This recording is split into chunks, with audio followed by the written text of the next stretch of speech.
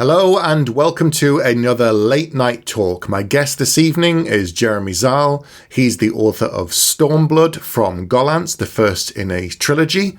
So first question, normally I kind of know the answer to this, but there's actually about a 20-year age difference between you and me. I know I look very young, but who were some of your influences getting into, science fiction and fantasy, whether it's TV or film or games or anime or what? You don't look a day over 30, Stephen. Thank you. I'm a bit older. And I am, yeah. I guess, look, unlike a lot of people in the genre, I didn't grow up reading science fiction or fantasy, but what the definition of growing up probably differs for some other people because I'm 25 and I'm quote unquote still growing up. At least I hope I am. Or I hope I'm not. Like, I hope I have grown up by now. Yes. Who knows? Yeah. No, I think I read a lot of crime and thriller stuff and young adult stuff when I was younger. So my mum would, we go to the bookstore and I would get, Michael Grant and I'd get Artemis Fowl and I get a bit of Stephen King and stuff like that. But I don't think it was until I was in high school and I stumbled across Game of Thrones because I'd seen the first season when I was 16, 17, when I was way, way too young for it. And I convinced my someone to get me the first season. And so I started reading the books. And so I'd read the whole Song of Ice and Fire by the time I was 17. And I think that was the first time I really thought about fantasy as fantasy, that I am reading a genre that is predominantly inherent in, the tropes involve dragons and castles and feuds and names and magic systems, that sort of thing. And so I branched out to Sanderson. I branched out to Abercrombie, a bit of Robin Hobb, that sort of thing. But I think that I was always like science fiction a little bit more, and I was always a fan of Halo. And so when I finished high school, I got an Xbox and I started playing Halo games, and then I got all the Halo novels, and some of them were written by folks like Tobias Sparkle, Greg Bear, Karen Travis. So I started reading their books, and so I think it kind of took off from there. But I do think a lot of it was to do with video games as well, like Halo, again, Halo, Deus Ex, The Witcher, BioShock, that sort of thing. Like I was very, very much influenced by video games, and because I never really thought of genre as genre, right? I just played whatever I wanted. But I got to start. I would play something like Mass Effect, and I really do like the idea of all these different planets and alien species and ancient weird technology. And so I think it just kind of gone from there. But I think my influences are definitely not what most people would call classics. It was definitely much, much closer to what is being written now. I have never read any of the older stuff, like deliberately, partially now, like Heinlein, Asimov, Clarke. I've never read any of them. And quite frankly, I don't think I'm missing out on too much from some stuff I read. And not to say that they're bad writers, that would be ludicrous, but in terms of what I would like to write and the sort of stuff that I'm trying to pull from, I think I pull a lot more from more recent. So there's a lot of discussion about how Ian M. Banks kind of subverted space opera genre and the new wave and flipped space opera tropes on their heads, that sort of thing. And I think that's a lot of the stuff that appeals more to me. Right. So, so basically, modern influences, what I would say influenced that book as well would be, Richard Morgan. Altered Carbon blew me away when I read it when I was 18. It just, this is what I loved on a sentence level. Like I really loved the moody city. I love the prose. I love the texture of the writing style. Ian M. Banks, for his, he had this massive universe to play around with, but he also had a very precise wit about him, and you always got the sense that he was just having fun, and that's what you really want. You just feel like you're being taken on a ride throughout the galaxy, but he also had a very underlying clear message. But that's the sort of style I really like. But probably no one has influenced me more than Pierce Brown, the author of the Red Rising series. Like no one is able to do. Yeah, oh yeah, absolutely. No one, like not so much the first book, but especially the second and third. No one is able to do these big space opera tropes, and that, has some quite brutal themes and moments of shocking horror for the main characters, the sort of stuff that gets done to them, but it still manages to have warmth and heart and friendship, and it still manages to have very well-drawn characters. And that's very hard to do, and humor as well. And that balance, intimate balance, probably has influenced me like nothing else I read. I read Red Rising when I was about 15 years, not 15, when I was about, I think, 18, 19, and I was just didn't know what my terrible YA fantasy book was doing wrong. And I read that. We all have Trump novels. Come on, we all have Trump novels. And I read that book, and it was invigorating, and it was driven, and it was, it was like being kneed in the balls every 50 pages. But it was in present tense. It had a YA-ish feel to it at the start, and so I was a bit thrown off initially. But as I read it more and more, I kind of realized it got the magic of it, and I'm like, this is the sort of stuff I want to do. This is what I want to write. And so the year after that, I started writing Stormblood. Wow. So we'll come on to that, but interesting, because I started playing Mass Effect when it came out, and I'm currently doing a replay again of 1 to 3. And it's that thing of you play the first game, it's really good, and it's got really good characters, really good world building, really good relationships, because that's the other thing that you have had in games before. It's not to say, oh, they did it for the first time ever, but it was the way they did it, the way that every decision you had a consequence. And even you go into the second game, and it begins with, spoilers for those who haven't played it, they kill the main character, and you're like, wait, what? And it's just, it never seen anything like that before. And that's like the prologue before the game even begins. You die, and you're like, what the hell? I'd never seen anything like that. And then everything gets carried forward, and you're thinking, I haven't seen this before, where the consequences of that. Normally, games are so much on rails that you go to the next one, and it's just like a reset button, and then you carry on again. And I was like, I've never seen this before. Yeah. I mean, I never actually played Mass Effect 1. It came out when I was 12 years old, so I don't think I was doing much of that. But it was definitely a few years later when I played Mass Effect 2 that it just grabbed me, and it's a bit of a cliche, but there's some stuff about games you just know is good. Yeah. And although I wasn't, quote unquote, a writer then, I recognized, the world building and the characters, even the dialogue. It was also tight, and it was also polished. You could tell care had gone into crafting it. Yes. And that is rare in video games, especially where so much of them is capital driven, and it's about selling millions of copies, not producing a good product a lot of the time, especially with AAA games. And so it was a blast of fresh air to play something like Mass Effect and get that sort of experience that you usually wouldn't get in a video game. And the cast behind the voiceovers, you got people like Martin Sheen and Tricia Helfer, and you're like, what? And and all these Michael Hogan, and just really big names and stuff, which kind of leads me on to, did film and TV play much of impact in feeding into your kind of influences? Because I know you mentioned Blade Runner before. Yeah. Well, I have a degree in film studies and creative writing, so I hope a little bit then. 3 years of watching indie movies and art house cinema somehow paid up in the end. No, definitely. I'm not so much in themes or anything, because none of that is exclusive to cinema, but sometimes I'll just have a very, very specific image in mind, or tone, or mood, and that is something that some films are very good at. You get a director like Martin Scorsese, who can have just Robert De Niro walking down the street in Taxi Driver, and you have the perfect timing of the music and the cinematography, and there's this grittiness under the nails, dirt under the nails feel to the whole thing that you just cannot get in prose in the same way. And so I tried my best to emulate it. My favorite director of all time is Denis Villeneuve, who again directed Arrival, Blade Runner sequel, and I've seen every film he's done at least twice.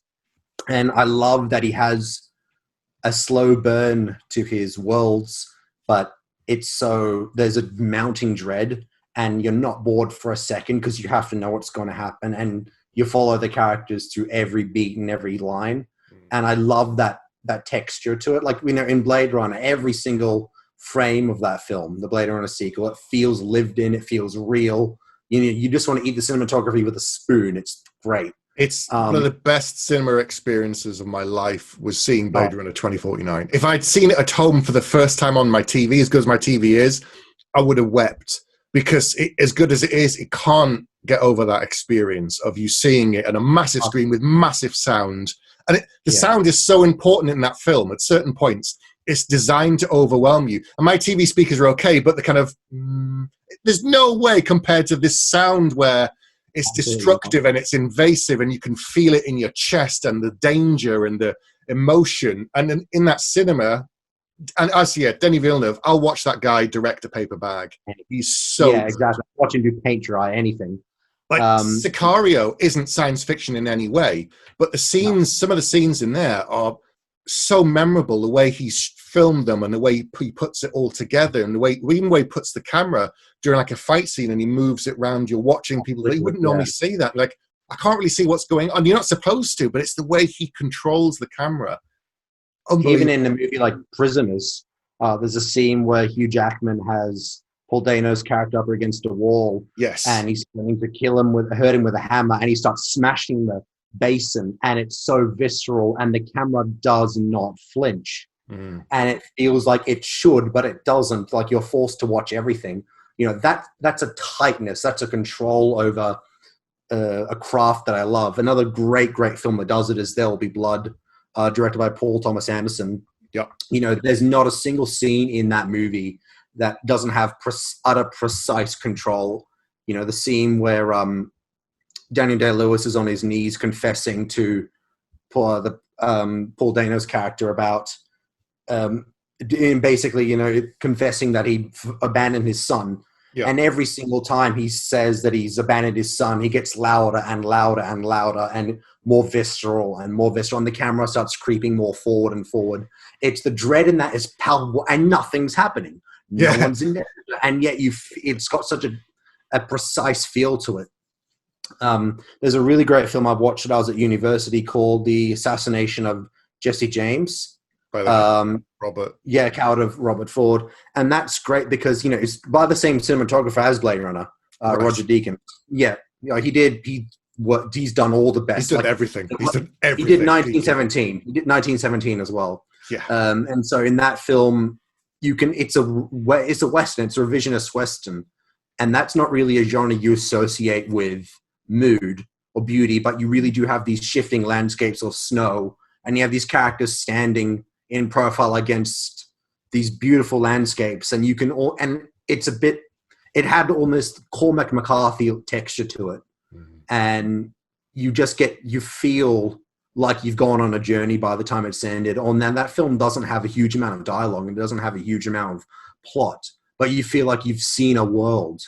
Yeah. And that's something that's very hard to do. And so I definitely drew on cinema and TV, mostly in cinema, and approach to the writing, even if it's just a character standing, in the half in darkness, half in light, with wind blowing in their hair, like just to be able to get, just to be able to get like a feel to it, a texture. You'll notice in a lot of Joe Abercrombie's books, a lot of characters will stand in a very specific way, or they'll go down to the hunches with their hands dangling over their knees, or, they'll lean against a wall with one foot, or with a hat looking just over the rim of the hat. It's a very, very, throwaway comment to make, but it does lend itself, especially when it comes to character, lend itself to a very, very, it's a very, I don't know, I'm saying the same things over and over again, a very, very texture to it. Like, you feel like you're in the scene, and you feel like you know where it's going. You feel like I've seen this before. Especially something we've spoken about Taxi Driver. We've all seen late night city streets covered with rain, but it grips you because you know exactly what to expect. But of course you don't know what to expect because you trust something completely different will happen in a movie like Taxi Driver. Different things do happen. But I definitely did draw on the cinema in that regard. Yeah. So let's move on to your writing. So did you start with short stories, or did you do what many of us do, which is, I'm going to write a novel? Yes, easy. I'll go straight into a novel. Oh, yes. And when I came out of high school, I had the brilliant idea of writing, taking a page out of George R. R. Martin's book and writing the equivalent of Game of Thrones. Brilliant. Not in terms of themes, of course, but in terms of like, the big sprawling cast. I'm going to have 20 POVs. I'm going to have them at different ends of the universe. They're going to slowly come together. We're going to have alternating POVs within each scene. So they're all slow. It's going to be like lots of tiny rivers all flowing into one tributary, all flowing to the same ocean. That was interesting experiment. I shudder every time I think about how many agents I sent that book to. And I'm sure by now they have a voodoo doll named Jeremy on the desk. And every time I think about it, they just stick one more pin in it. Because that's kind of what I want to do when I think about that book. I did that, and then I wrote a young adult sci-fi book, that did get interest from some agents, but got shot down in the end, as it should have. But no, I started writing short stories because I thought, it's not much of a risk. A 4,000 word story, a 5,000 word story, it's nowhere near as big as taking 100,000 word story. I can get it done. If it doesn't sell, great. And so I started doing that, and I started selling more and more. I sold my first when I was 18. I sold my first professional story to Nature magazine when I was 19. And so I started basically building up a slow body of work, slow bibliography. And I realized, okay, I can actually do this. Like, it's possible. I can write words. I can get published. People can give me money for it. Mm. And I got contributor copies sent to the house and everything, and it was great. But it got to some point, though, that I realized I'm actually not getting into the places I want to get into. And then I started reading some of the stories that they were publishing. And I'm like, yeah, that's not really the sort of stuff I want to write. And I don't see that sort of stuff transferring to novel form. It's great as a short story. It's a bit of experimental. It's a bit different. But I don't really see that teaching me to be a better novelist, and it's not really the sort of stuff I want to write anyway. And so if I need to write this to be published, it's kind of a moot point. And, I thought, you write every story you write, even if it's 10,000 words, every single new story you write, you still have to go through that same process of sending it out and getting a rejection. You get it accepted. That's great. But that's one story, especially if it's in a small venue. And so I kind of came full circle, and I thought, you know what, I'm just going to go back to novels. It's 80,000, 90,000 word novel. It's not that big of a leap. And I've got a novel at the end. So I started doing that, and I wrote that YA fantasy that I talked about at the before. And I got about halfway into it and realized I actually hate fantasy. I never want to write it again. I despise the genre, and I stopped reading fantasy for 3 years. Wow, it was that, really? Yeah, I stopped reading it. It wasn't until Blackwing came out and I read Blackwing again that I actually got back into fantasy. Oh. It was that detrimental. Oof. And so afterwards, I was burnt out so badly by the end. And I'm like, okay, I finished university now. Do I just want to enter, part-time, full-time work? Or I just want to take one more crack at it. And I did. And so I just wrote whatever I wanted to write. I wrote a murder mystery set in space. Mm-hmm. And I sent it out to agents, and what do you know? A year later, John Gerald picked it up. So I did, in between that, I did start writing Stormblood, but that novel didn't sell. But that's how I did get John as an agent, was writing the book and sending it out. But yeah. So the first book you sent to John wasn't Stormblood, it was something else? No, it was something else. But he was interested enough to keep talking to you and say, there's something here. In the other novel, yeah. Yeah. It got some interesting rejections from certain publishers, but no, it was lacking. I think it was lacking that spark that you sometimes, that ineffable, intangible spark that you kind of need to get ahead. Yeah. And so I am happy to have that insight to be able to go back and say, okay, I tried. It had some good points, but it was flawed. Here's how I can do better. I think that's a very healthy thing to do. Unless, of course, you're a perfectionist and everything you write it turns out to be gold. But nope. You're a rich man indeed if that is the case. We've all got trunk novels. It took me a lot of time and quite a few novels before I got my agent. So, it takes it. I think from talking to lots of other authors, the average is anywhere between 2 and 10 years from Wow. writing novels and sending them out to getting picked up. It kind of varies. Some people get it second book, third book, occasionally their first book. Some take a lot. I know some people got the first book as well, which is insane. Yeah. I mean, I barely count the first novel I wrote because I made so many mistakes and did such an error. Like, I knew nothing about publishing whatsoever and about how it's done. Like, oh no, you can't be George R. R. Martin and write 20 POVs with characters who have literally an opposite end of the galaxy and don't meet for another book 3 in the series. You can't do that. And so I think that's kind of why I started eventually writing first person, because I'm like, I cannot be bothered doing this mental gymnastics anymore. I'm just going to write one character, bang, we're stuck in his head, that's it. So give myself a lot less chance of getting a heart attack. I kind of think when I first started writing, there wasn't as much information out there as there is now, because the internet didn't really exist to the same degree it did now. But now there's so much information. But do you still think you had to write that first book and get it wrong to learn what worked and didn't for you? Or did you just need to have done more reading? Because there's almost too much information now. You don't know where to start sometimes. Like someone who's going, right, I want to get into writing fantasy, and then they're going, okay, I've read 50, 100 books. Now what do I do? Where do I start? Whereas before, there wasn't anything. You had to kind of just go to events and listen to people, and they'd tell you how to do it, or at least try and give you some clues, and then you just go away and try it and experiment. With me, I think it was a little bit of both. I think I should have diversified my reading a little bit more, seen what debut novelists were doing, what new people were doing, what the latest books were offering. And I think that's applicable to everyone. I honestly don't think you can be reading, books from the 1920s and trying to emulate that and trying to get it published in a modern audience. Because again, like, you're not going to be selling your books to people from the 1920s. You're going to be selling it to people from now. And so what are people wanting now? What's the level of publishing at now? And so being able to be aware of that, I think it's definitely a good thing. But I also think, I did need to learn a little bit more about publishing and learn that there are certain unspoken rules of like you can and cannot do, or things that you will make harder for yourself, like having a book with 20 POVs in it, and that sort of thing. But no, I think that was definitely a very big mistake. But at the end of the day, I guess I had fun doing it, and in my naivety, I learned a lot what not to do. So I guess that's as good a lesson as any, right? Yes, definitely. Yeah, because some people make mistakes because they think they can do anything and break the rules. And it's like, well, so-and-so did it, and go, yeah, they did 20 years of more, I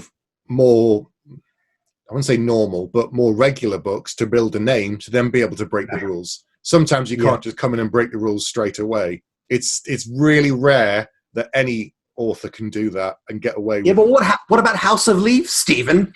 House of Leaves, they can do that. I can do it.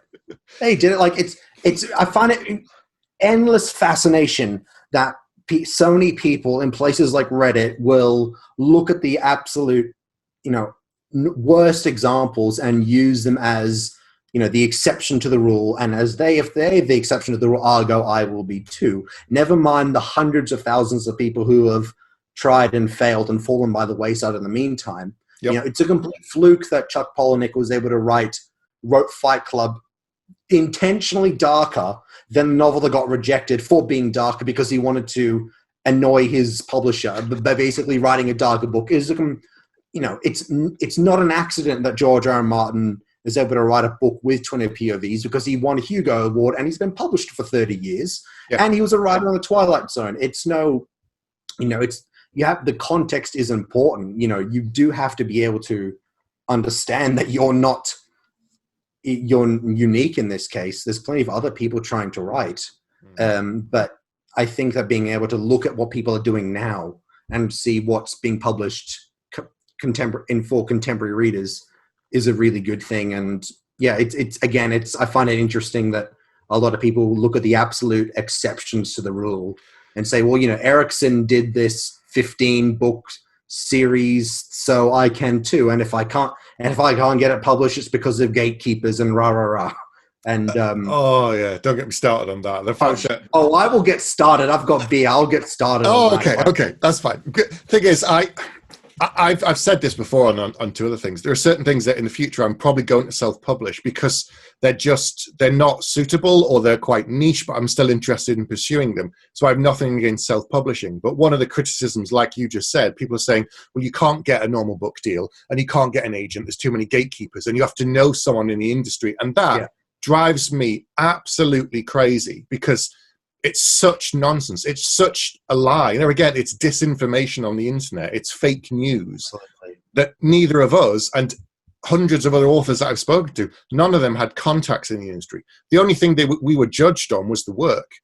I wrote a book, and that was what I was judged on. You wrote a book, you sent out a bunch of agents, you got rejected. I did. I got rejected for many books, and it was until the right book landed on the right desk at the right time. I could have gone, well, it's gatekeepers. I'm going to self-publish it, therefore, because my book is quality. It wasn't. It was shit, the first few. Well, like you. What about first books? I didn't know. I started writing my first one when I was 19 as part of my A-levels, and then I wrote that as the first book, and then it was so good, I wrote the sequel whilst I was sending out the first book because it was blatantly going to get picked up, so I was going to do the trilogy, so I wrote the second book and finished it. But yeah, it's interesting. I did a Reddit AMA, talking about how I got published, right? And this one guy kept insisting, how did you get an agent? You must have known him. You must have had contacts in the industry. And I said, no, I didn't. I sent it to him. He picked it up. He refused to believe me. I must have had something. I must have had it in with a short story editor. How'd I get it in with a short story editor? I sent it to him. No, you didn't. You must have known him through friends or family. You must have. Never mind that I'm on the other side of the world between me and my publisher. Mm-hmm. I just refused to admit that's like it was every other possibility. He was breaking his spine, bending over backwards to tell me how my in. And I think that it's a form of denial. Yes. That, they wrote a book that for whatever reason was rejected. All of us were. And so it couldn't have been because it was not quality. It couldn't have been because you made a mistake in either the query, the synopsis, the pitching, the first chapter, anything. It had to be because gatekeeping. It had to be because everyone else has some sort of in or, is able to, bribe or has some sort of the equivalent of publishing insider trading and knows when the right time to strike or something ludicrous like that. And at the end of the day, it is simply not true. It's still a business. They need, for all intents and purposes, publishing still needs to make money and still needs to have books that people want to buy. And so books do get judged by not only the quality, but their saleability. And so there are people who, for whatever reason, have been rejected. Maybe the publisher just picked something up that was identical. Who knows? And yet, no, it has to be because of gatekeepers, and I'm just going to self-publish, and I'm not going to touch any of this trad publishing, plebeian stuff. It's not for me. It's and if you want to self-publish, absolutely go ahead and do it if that's right for you. No one should be able to tell you what you can and cannot do. It's your book. It's your career. But it just drives me up the wall that it's so much disinformation, and it's ludicrous because so many people know this is wrong. So many people know this is incorrect. Yeah. Authors like you and me, we became to this point that we are because of a mountain pile of bad words. I learned partially when I was an editor. I read thousands and thousands of stories, and I knew if I was grabbed or not by the first page, if I thought an ending nailed it or not. That's the experience that got me there. And honestly, I think it's partially people don't want to go make that trouble. They don't want to become better. They don't want to get that experience. They just want to write out the gate. And if it's not accepted, then too bad. They don't want to interrogate their own writing and say, okay, this isn't great. How can I make it better? Yeah. And I'm doing teaching as well now. So I've done a few creative writing workshops, and that's what I tell all my students. I tell them, make sure you think critically about your work, self-assess, can this be better? That is your first guide to getting better. If you don't do this, you probably won't ever get better. So yeah, that's my mini, mild, censored, filtered, condensed version of my rant. I have a similar rant. I have a similar rant too, yeah, because it just frustrates me. So let's move away from that. So Stormblood, which you worked with John Jarrell, how long did you work on it before he said it was ready? Because I spent a year working with my agent on my first book before she said, doing revisions back and forth before she said, okay, now it's ready to go to publishers. How long did you work on it for? I took me 6 months to write. Then it took me a few months more to edit. It was actually a very quick process. Between me starting it and me getting sent out to publishers, it was a year. I think it was a year's time. Okay. Actually, we did nothing. Like actually putting page on chapter 1 and on editors' desks. Yeah. John Jarrell is not much of an editing agent. He firmly believes that a book's vision is the author's. But so the majority of my editing was done with Gillian Redfern, my editor, and she is absolutely brilliant. She basically, I actually initially got rejected for this book. Actually, I got a rejection from Gollancz. Interesting. Okay. This is a bit of an interesting story, but they came back to me. So I get there. I've had a really rough Thursday. I've had a really rough day, and I sit down and open the email, and this knowledge that Gollancz is reading my book and Gillian's taken it to the next final level. I'm just anxiety. I can barely sleep. I get the email, and I basically come to terms with the fact that it's a rejection, and I feel like melting. And then I look at the end, but. If Jeremy would be willing to revise the first chapter again and make the character a little more clearer and flesh out the plot a little bit more, we'd be willing to take another look. I can't promise anything, of course, but I would be willing to take another look. Would you be interested in doing this? Well, is the Pope Catholic? So after I scraped my brains off the wall, me and John Jarrell talked about it, and so we, agreed the Pope is Catholic, and so let's go ahead with this. I got Gillian Redfern, without having signed the contract on the book, edited the first 100 pages, line edited them. Wow. Basically took the whole 2 chapters apart and dissected it and gave me a 5-page essay on the first chapter and what she think could be improved and her overall thoughts and where I needed to go from there, and to me to have a bit of a think about it. I asked my agent how often this has happened. He said he's been in publishing for 30 years. It has not happened once. Yeah. And keep in mind, John Jarrell has worked with, discovered Ian M. Banks and Robert Jordan and edited Guy Gavriel Kay. Yes. And all these people. Like, he bid for Game of Thrones. He knows his stuff. He has not seen it happen once. It was all because of my connections, of course. Only I have. Only me. The Reddit guy on Reddit outed me. And so I went to Poland at the time for a family holiday, and this was actually just before Nine Worlds, 2018, and so I took my laptop with me, my editing notes with me, and keep in mind there were 100 pages. I did the first 100 pages, and I had to rewrite basically the first chapter. Long story short, the original draft of the novel starts with the main character running away from a heist gone sour. In the published version, there's about 10 pages of him leading up to the heist and then doing it. So it was thoroughly rewritten. And the second chapter following that, the exposition and world building was thoroughly rewritten. So it was a lot of jigsawing pieces around and maneuvering it. And so we get to Poland in our flat that we have there, but there was no furniture. There was no desk. There was it was unlived in. We just bought it. So my dad just bought, because my dad's from Poland and family there. And so it was there was no furniture. So we had to go to IKEA and get all the furniture. And so I'm sitting there sweating in 35-degree Polish summer heat, trying to put together this IKEA table so I can do my chair, so I can do my edits. And then I finally get it done. And then my dad's like, "Hey, Jeremy, do you want to go to the bar?" They've got, Poland is ridiculously cheap alcohol and vodka. And I'm like, "No, I have to work on my edits. She's giving me this one chance. I can't blow it. I have to impress Gillian. She's Joe Abercrombie's editor. I can't blow it." And so I basically did that. It took me 3 weeks to rewrite the first chapter alone.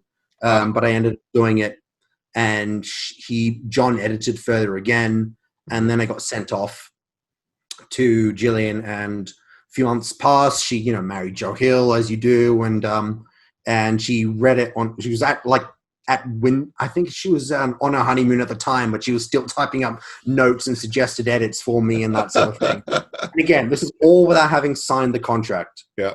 She has gone absolutely above and beyond the call of duty to make it happen. Mm.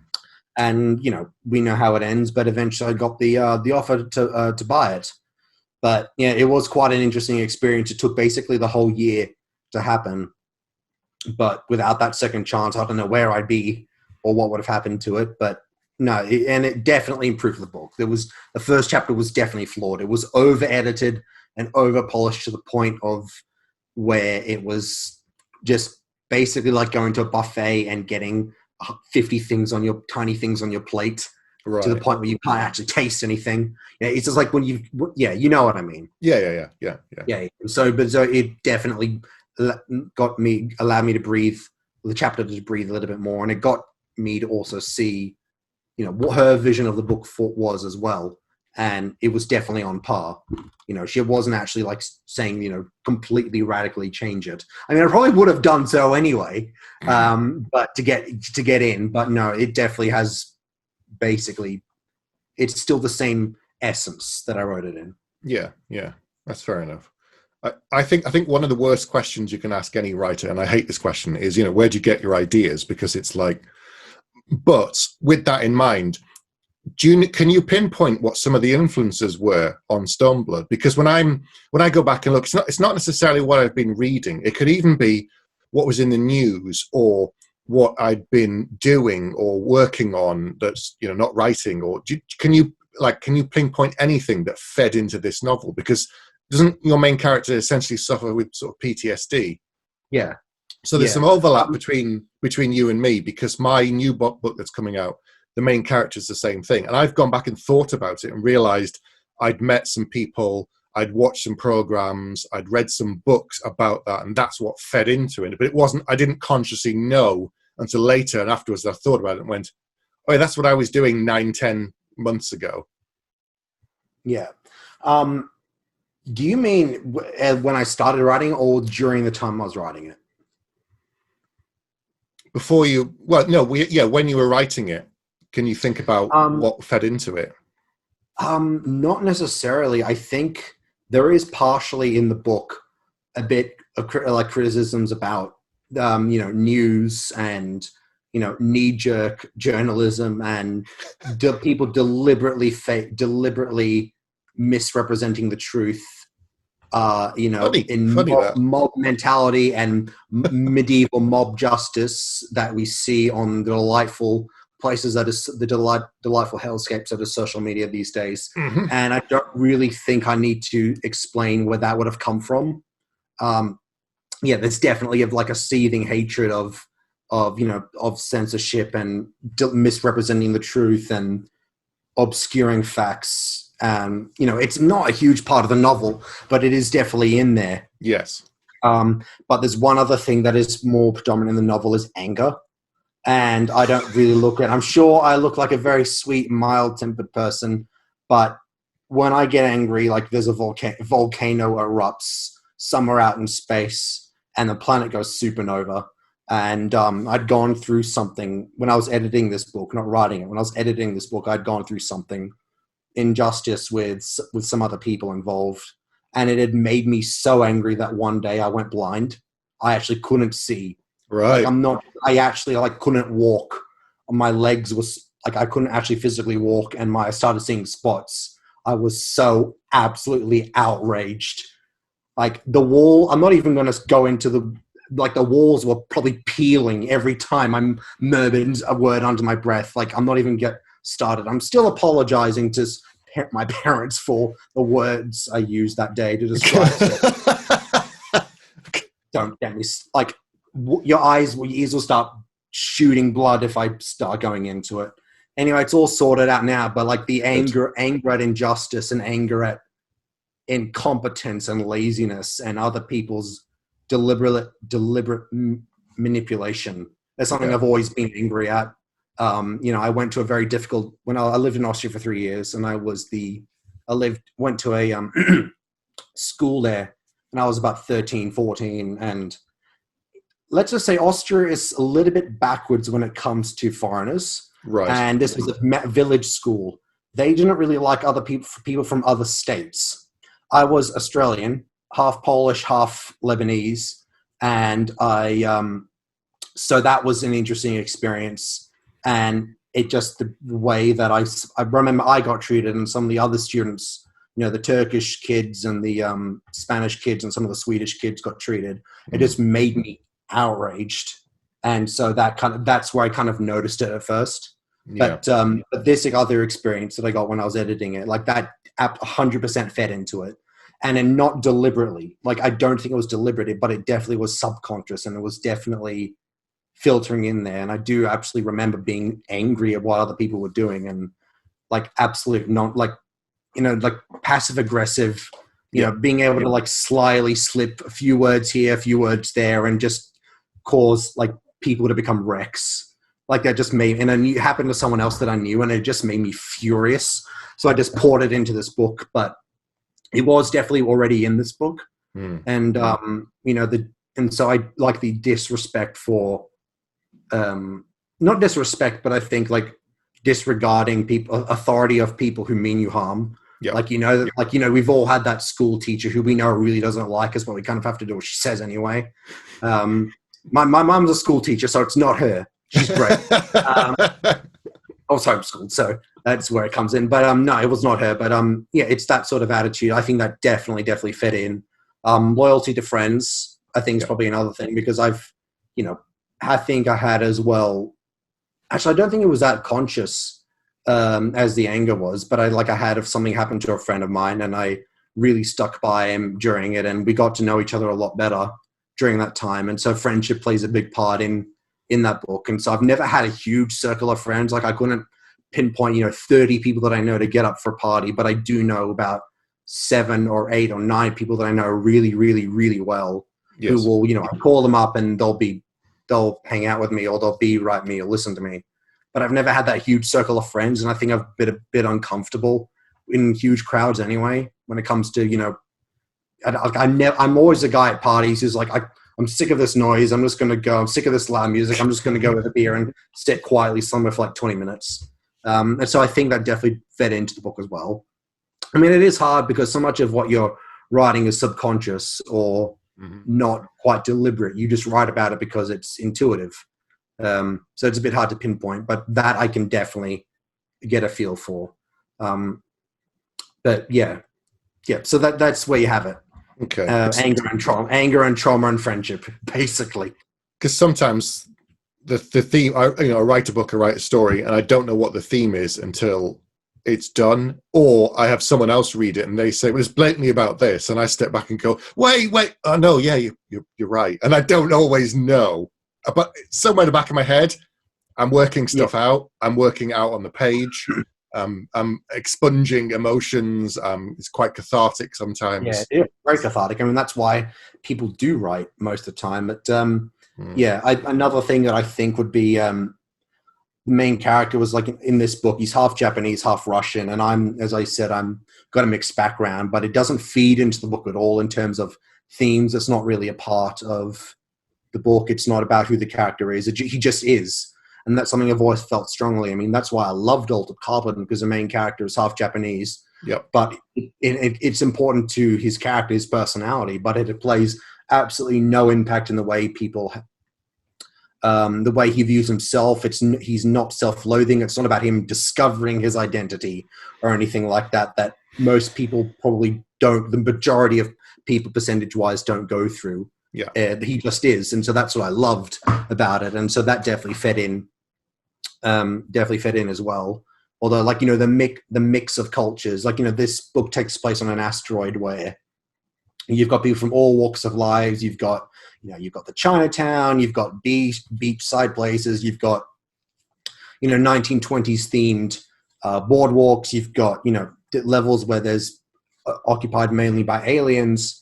And that's always been, my life has always been going through all these different places that's very multicultural, and growing up in a very multicultural place. Like where I live, is a very multicultural place. I'm 10 minutes away from the center of Sydney, where you can get food from 20 different countries within 5 minutes walking distance. And so that definitely fit in a lot to what I was writing. I mean, not deliberately, but that's what I knew. And so I wrote from what I knew. This is it. It's the same thing. I love seeing characters that are interesting and diverse, that have mixed backgrounds and come from different places, as long as that's just a part of who they are and it's not the story. 100%. Because I'm the same as you. I've got mixed parents. So my dad's from Iran, my mum's from England, and I've sit there again. Some of my characters, I'm sure, have these things in there, but it's not about them, as you said, finding themselves or discovering who they are. It's like, that's just part of the thing. And like my cousin, she lives in, I think she's in Sydney actually as well. So such as different experience from her, coming from one side of the world and living there, and but there again, she can go, and if she really wants some food from as close to home as she can go to a restaurant in Sydney and enjoy it, and why not? But that's not what it's about. It's just part of the character, and I think that's really important. But Stephen, don't you in the middle of the night sit there wringing your hands about whether you look more one or the other, and where do you sit, because you obviously can't be both, because someone on Tumblr said, this is how race works. So, don't you just sit and agonize over it for hours? And don't you just want to shoehorn that into the book? I'm a 43-year-old man, Jeremy. I haven't got time for that shit. I haven't got time for that shit. Yeah, it just drives me crazy. Anytime you see a character, and this is another rant, a lot shorter this time, character in fiction, and they're mixed, or they've got a background that's non-Anglo-Saxon, American or whatever, and so much of the time it's about them finding themselves, or their heritage is intrinsically part of their personality or their character arc, and they have to balance that out or walk both pathways. And there are some books where that is the point, and that's totally different. Yes, but that shouldn't be the only point. I mean, that's ludicrous. You're literally distilling people down to how they look, and that's not how the real world works. And I don't think it's that interesting either, or points aside. No, but I do find that it does. So I was really determined to have a main character who was these two things, and had a first name that was Russian and a last name that was Japanese, and yet it did not affect one iota of how he felt about himself. He just was. He made no apologies for it. This is just the way I am. So what? Yeah. So where are you with the series now? Obviously, book 1 is out. I suspect book 2 is completely done and edited and finished for now, or is it? Or are you working on 2 or 3? Which what are you working on at the moment? Book 2 got delayed because of time and unforeseen circumstances, by which I mean I completely botched it and had to rewrite 60 to 70% of it. It got delayed, and so I'm still working on the edits now. Right. As I said, it was not edited, it was rewritten. I don't think in the first act or third act there's anything that is similar to what was originally there. And which is more common than I thought, actually, doing that. But it needed to be. But it is definitely getting there. It is slowly inching forward. I'm just trying to focus on doing the big stuff. You can be tied up with editing a paragraph till your fingers bleed, but you have to take a step back and separate the trees from the forest and say, okay, this tone isn't really working with what the book is telling me it needs to be, or this character, this character arc needs to be 50 pages earlier. Being able to look back and say, okay, where are the big pieces? Where do they need to be shifted? And so I'm focusing on that. But pretty much everything else is in place, and it's getting there. Delivery is late February, so I'm working on getting it done by then. And then I'm going to start working pretty much immediately on book 3. And with a few exceptions, I don't really know what I'm going to do. I know the ending. I know the general arc of some of the characters, and I know the general conflicts that are going on, but I don't have a solid idea of chapter by chapter intimate knowledge as some authors may.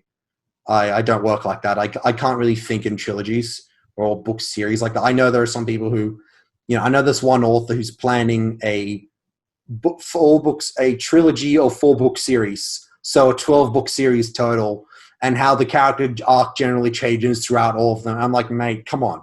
I have trouble outlining acts. How you're literally planning decades ahead. No, I can't do that. Maybe I'm just really stupid, but I cannot wrap my head around a scope that big. I've got to focus on the minutia and make that good first. Do you have other ideas kind of clamoring for attention, and you have to kind of go away, put them off to one side? Or the lamb's always screaming, Stephen. Always screaming. No, I do. I've always, for some reason, whenever now that I actually have a contract and it's my job to sit down and write this, yes, I'm like, actually, I would like to be writing this too, or I'd rather be doing something else. It's interesting. But no, I do. I don't think I'm raring to write them or really, really eager to get into them. But I've always been interested in exploring them. I mean, the novelty will wear off. Yeah, I mean, it always does at some point. But I think what I kind of do miss is the naivety and the feeling of the freeness, that you've got the blank page, fresh universe, fresh character. You can go anywhere. But with a series or a book, you've got, you have character arcs. So you can't just abandon them. These characters that you spent 2 books building up, you can't just leave these whole plot threads hanging. You do actually have to follow up on them, and you do have to tie them back in somehow. And so you've got to fulfill your promises. And so I think that is a different matter. But I think I do miss that. And I've been asked to write a few short stories for a few anthologies, and I can get a bit of that freedom there. But for the most part, it's pretty much I'm making myself focus on this. Yeah. It's that thing of I find it doesn't change. It's the idea the next idea always sounds the most exciting, but I've come to realize it isn't actually that. It's because the discovery phase, as you said, because you're so free and there are no rules, you can go anywhere. When you sit down to actually do the work, you realize, there's still 6, 9, 12 months of work that's not crawling, but it's a lot slower process. Whereas when you're just daydreaming and you spend 2 hours wondering and you can go anywhere and do anything, that sounds brilliant. But then you're like, now I have to turn that into a reality that's actually going to take me months. So when you sit down to start working on it, you're like, okay, this I have to do this right, which therefore you have to do it carefully, which means you have to take time. Whereas we just daydream, you can just, I can go there, I can do this, I can do that. And there's no consequences. There's no balance. There's no checks and editing. There's no agent going, this makes no sense. Do it again. So you mentioned that you worked on short stories and you'd edited lots of short stories. Tell me about working on Starship Sofa and working with some of these really big authors like Harlan Ellison. Come on. Yeah. So basically at Starship Sofa, I was the main fiction editor and audio producer. So basically for 6 years, every single story that we played on the podcast, with a few exceptions, was picked, edited, produced, sent off to narrators, edited further, and slotted into the podcast, the queue. Yeah, all of that was done by me. Towards the tail end, I had a few slush readers, and I had a few years into it, I had an assistant editor, and then I got another one, and then I got a few slush readers, and I had a few webmasters. But I was the guy pretty much who made the decisions either way, and I was the one who read all the slush, most of the slush that got passed up, and deciding, okay, do we want to publish or write this? But my main job was going to the big authors and contacting them and saying, can we please buy the rights to your story? That included George R. R. Martin. I think he was really early on, like within a year, less than a year of me starting it, I got him. We got one of his resurrected one of his old short stories that had never been online. It was published in the 70s. Wow. And never came online, The Men of Greywater Station. And he blogged about it, which was really nice. And we got a lot of attention. I think we had 300,000 downloads and counting last time I checked. Nice. William Gibson I got for episode 400, I think. For episode 500, it was Harlan Ellison. And to get him, I had to handwrite him a letter and post it all the way to LA. Yeah. I still got a picture of me actually sending it off. Yeah.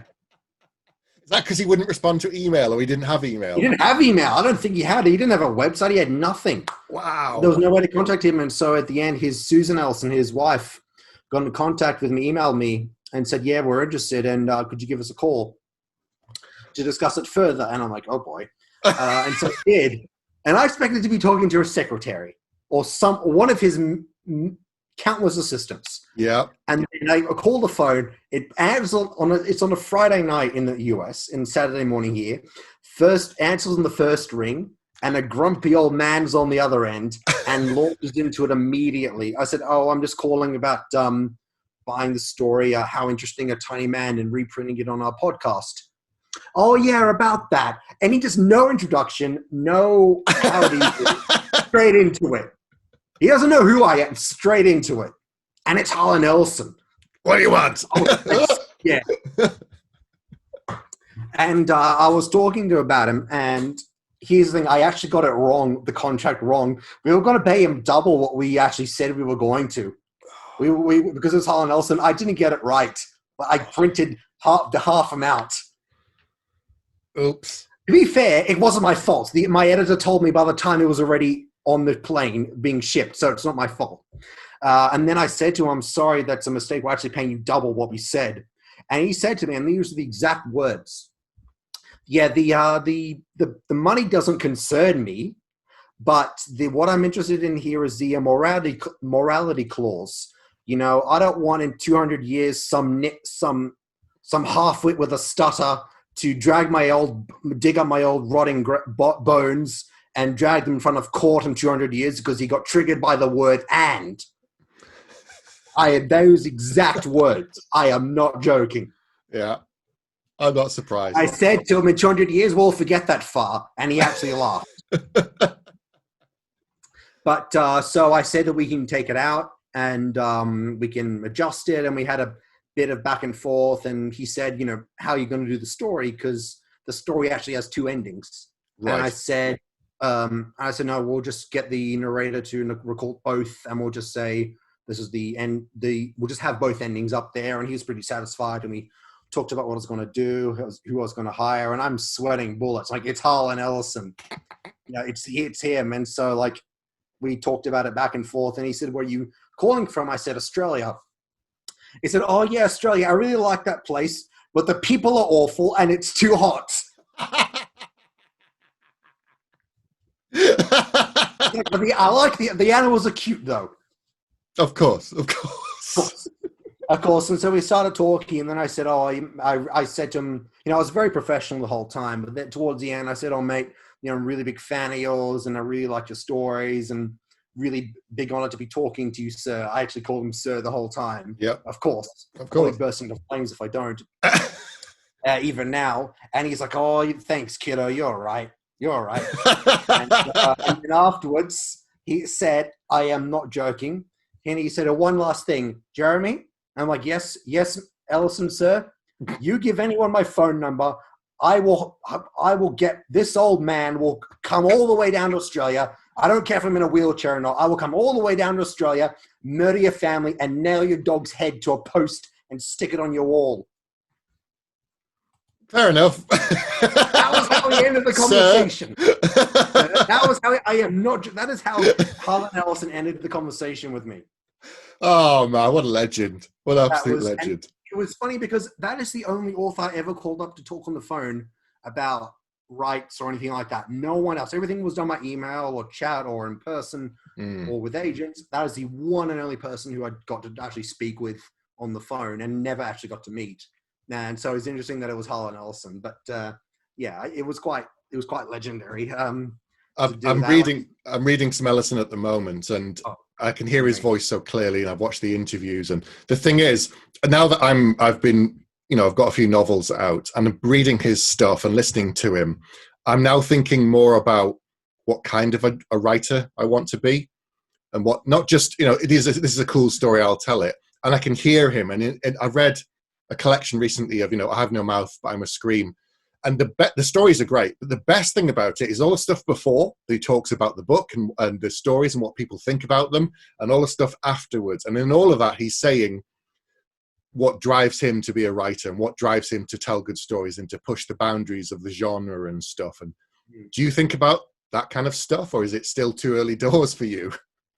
I guess I do. Look, I don't really think about it precisely when I'm on the page, but I've had a lot of people... And I think that that actually comes, a lot of it isn't prior to writing. I don't think anyone sits down and says, I'm going to tell you this story. I mean, the adages in commercials, you watch turn on the TV, any commercial will tell you, you drinking Coke will make you more appealing to members of the opposite sex.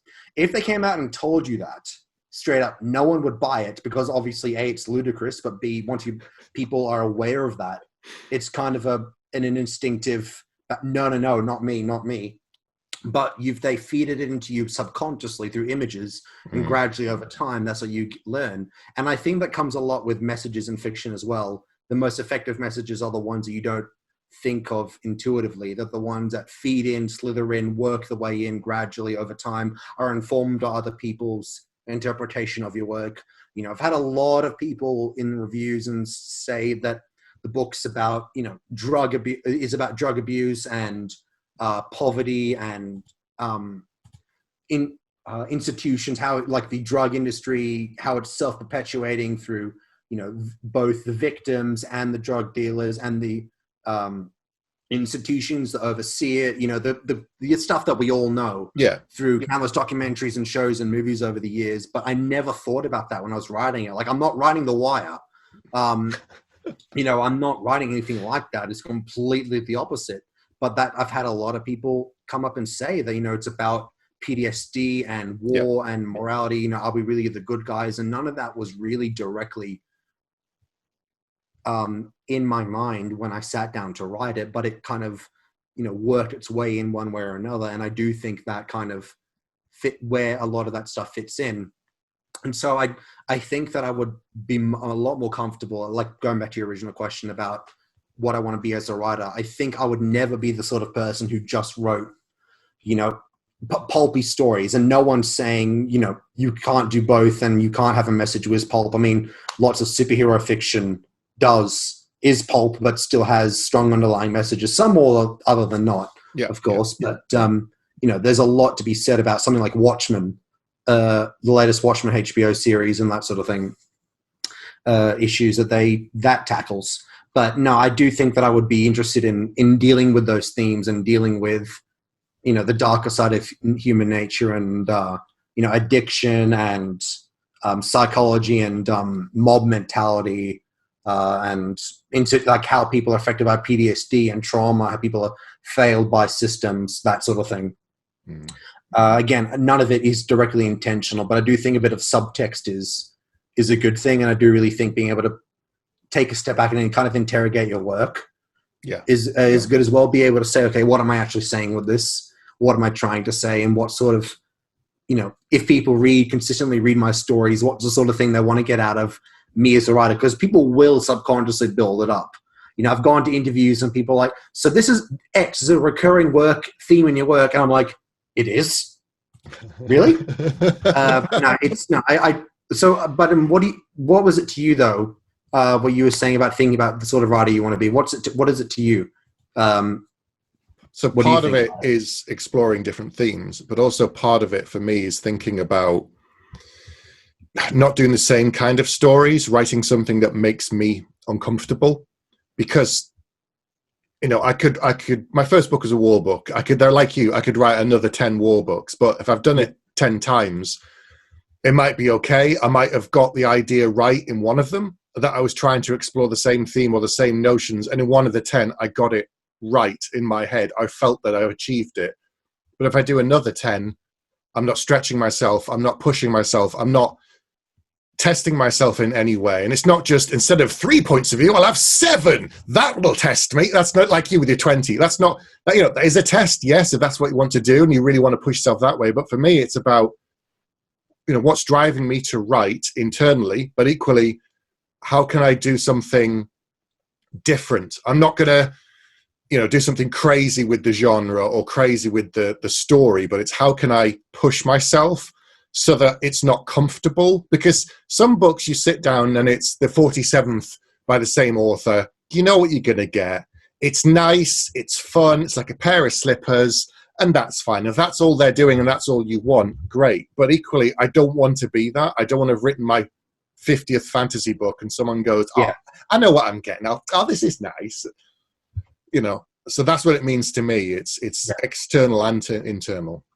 Yeah, I was actually wondering did you mean external or internal? But yeah, on the internal side, like I definitely agree with that. Like there's a famous David Bowie interview where he talks about that it's important for an artist to be just a little bit further out than they feel comfortable. Like yes, it's a bit dangerous to talks about, doesn't he? Yeah. Where it's the point where you feel, I'm fine here. I always do try to push myself. I always try to do something that's a little bit different. Can I really do this? Should I do this? Can I pull it off? Can it work? And I think it's important to take those risks. It's important to be able to do that. And in every book, and I think as well, that I'm not always comfortable that can I pull off, or is this something I should be writing? Like, what will people think if they read this? Like it's a really weird idea, if it's strange, or if it's a bit out there, or if it's a bit hard to wrap your head around. But most of the time, the answer is I should. And I think that it's important to really push yourself, because if you don't, you are self-censoring your own potential. And, especially with a lot of Ellison's stuff that he edited, a lot of that stuff was about counterculture, and the new wave was about anti-corporatism and stuff that was unheard of in a genre that was predominantly, the golden age, so-called. That was, a lot of it was ray guns and lasers, that sort of thing. So being able to, for these writers, take a step back and say, how can I make this in your face different, make people uncomfortable? And I think that's a really good idea. I mean, there's a lot of people who've actually said that, when I was writing this book, the alien DNA in the main character, like it's intentionally gross and, uncomfortable to read about, like, it's slithering around up and down his spinal cord. It's sniffing in between his rib cage. It's clenching around his ribs like a snake jacked up on methamphetamine, like amphetamine, not methamphetamine. Yeah. Like that's a description in one of the pages. But I can't write that for 3 books and nothing more. Yes. I have to take a step further. I need to give it an edge, give it a bent. And I think that's very important. And so I definitely am trying to assess that with every book I write, in this series especially. I mean, you don't want to be writing, you write series as well. You don't want your 3rd book in your series to just be book 1, part 3. I mean, technically it is, but it's also part of its own thing. It's got its own identity, and it advances in its own steps. And I think that it's kind of like an anti-nostalgia take, because you see a lot. I mean, so much of our fiction these days, so much of it is nostalgic. So the obvious thing is Stranger Things, and that's great. But you'd also want to be self-interrogating your own themes and your own tropes and where you're going. I think that's important, to go out a little bit more uncomfortable than always. Absolutely. Yeah, I agree. I think that's a good place to wrap up as well. So I'll put all the links down below for anyone to check out. You get in contact with you on social media and stuff. And as you said, Stormblood is out now. You're working on book 2. But thanks for joining me. I appreciate it. And no worries, thank you. I'll talk to you again soon. Thank you for having me before you realized who I was. Bye, everyone. Bye.